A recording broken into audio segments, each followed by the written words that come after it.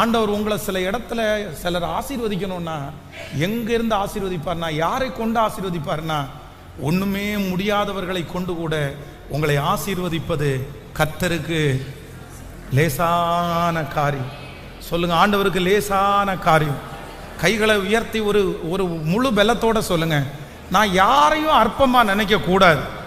சொல்லுங்க, முழு பலத்தோட சொல்லுங்க, ஆண்டவரே நான் யாரையுமே அற்பமாய் நினைக்க கூடாது. எனக்கு ஒரு கிருபையை கர்த்தர் தருவீராக ராஜா. ஆண்டவரே எல்லாரையும் தங்களிலும் மேலானவர்களாய் நினைக்கக்கூடிய கிருபை.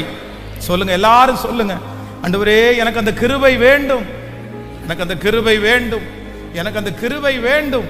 யாரை நீங்கள் துச்சமாய் நினைக்கிறீர்களோ அவர்களுக்கு முன்பாக ஒரு நாள் ஆண்டவர் உங்களை தாழ்ந்து இருக்க பண்ணுவார். கர்த்தர் உங்களை அமர பண்ணுவார். யார் உங்களை துச்சமாய் நினைக்கிறார்களோ அவர்களுக்கு முன்பாக உன் தலையை உயர்த்துகிற ஒரு தேவன் உங்களோடு கூட இருக்கிறார். அவர்கள் உங்களை அவமானப்படுத்தலாம், ஆனா இயேசு அவர்களுக்கு முன்பாக உங்களை சாட்சியாய் நிறுத்துகிறவர். இந்த சத்தத்தை கேட்கிற யாராவது ஒருத்தர், பாஸ்டர் அந்த உரியா நான் தான் பாஸ்டர், என்ன ரொம்ப கேவலமா, என்ன ஒரு பொருட்டா எடுக்கிறதே இல்லை, என்ன ரொம்ப துச்சமா நினைக்கிறாங்க, அழுக்க போல நினைக்கிறாங்க அப்படின்னு நீங்க நினைக்கிறீங்களா? ஒரு நாள் சீக்கிரமாய் வரும், அவர்கள் உங்களுக்கு முன்பாக வந்து நிற்பார்கள், உங்களிடத்துல உதவிகளை கேட்பார்கள்.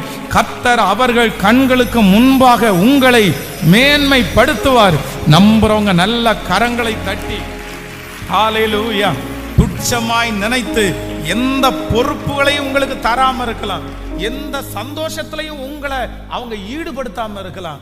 ஆனா மனிதர்கள் துச்சமாய் நினைக்கும் போது அவர்கள் பட்சத்தில் யார் இருக்கிறா அப்படின்னா கர்த்தர் இருக்கிறார். கர்த்தர் இருக்கிறார்.